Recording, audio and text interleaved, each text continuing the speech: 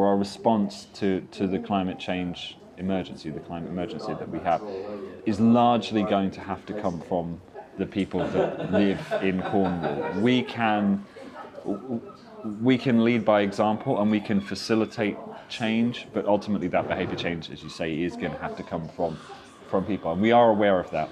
I think there's loads more we can do to connect the policy that backs up the action that we all need to see with the public through museums and galleries and the broader cultural sector.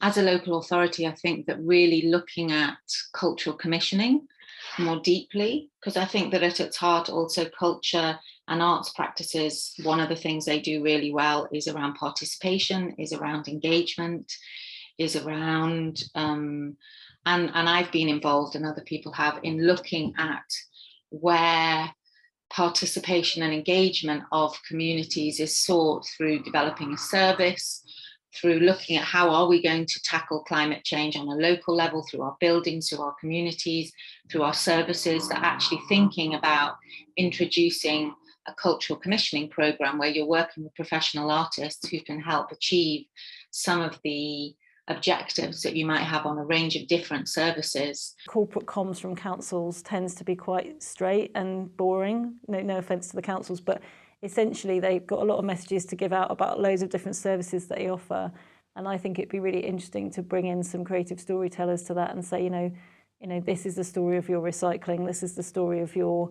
what happens with your council tax, or this is the story of how we deliver transport, but doing it in a more creative way.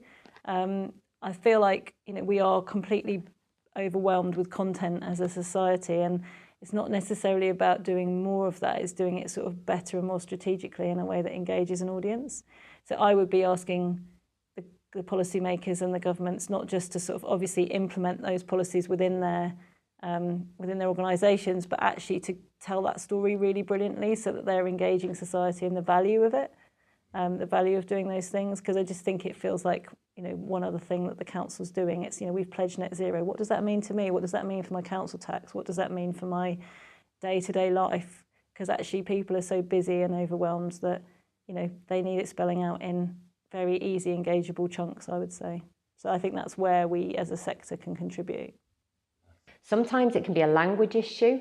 So maybe when people hear policy, they think, that's nothing to do with me. So potentially we have ways of reframing things to make them more pragmatic, more understandable, more accessible.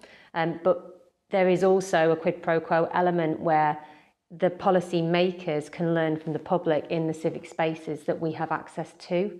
So there's a fundamental point about democracy. And I think people imagine that democracy starts and stops with the ballot box, but actually a democratic process needs to be woven into everything we do as citizens.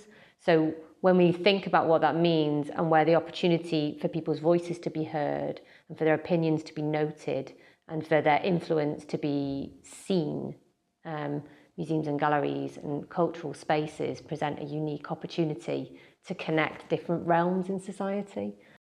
And a lot of the questions are really around power, about whose voice is heard, in which spaces is that voice heard, is it a shared and communal one?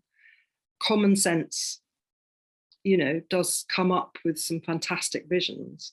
So I think it's a question of really listening and being open to not having all the ideas. In the sort of space that I work in around sort of conservation planning and decision making, some of the stuff that we've been talking about is working with Historic England on their sort of overarching guidance document, Conservation Principles, and trying to get some more explicit language in there about managing transformative change and adaptation.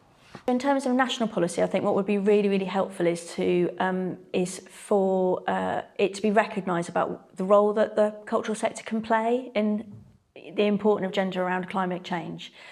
We are fantastic at engaging a broad range of people from where those people are.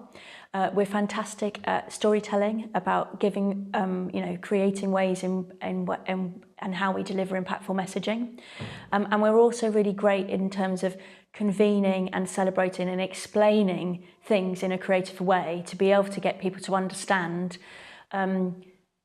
some of the detail of the enormity of the climate change agenda, but how that can be explained in ways in which make sense to the individual and to where they live and to their family and to their place. So I think we're really primed to do that in terms of exploring that through whether that's around, you know, creative practice or storytelling or theatre or museum collections. You know, there's such a breadth of ways that we can do that I think we're currently an untapped resource, and we'd really like to, you know, be called on, invested in, and so that we could explore that, so that we could really bring a lot more of a meaningful engagement into really making the step change that's needed. We do want to hear about the opportunities that organisations are taking, and we do want to work in partnership with them where possible, to be led by the organisations themselves, because action, like appropriate action, isn't going to be top down. It's going to come from those organisations and the people that interact with those organisations, and we can be there in some way to assist with whatever the most relevant way is with those organisations, but it should be coming from them. But it should be known from our perspective that we are open to that, and that we will help where we can with the resources that we do have.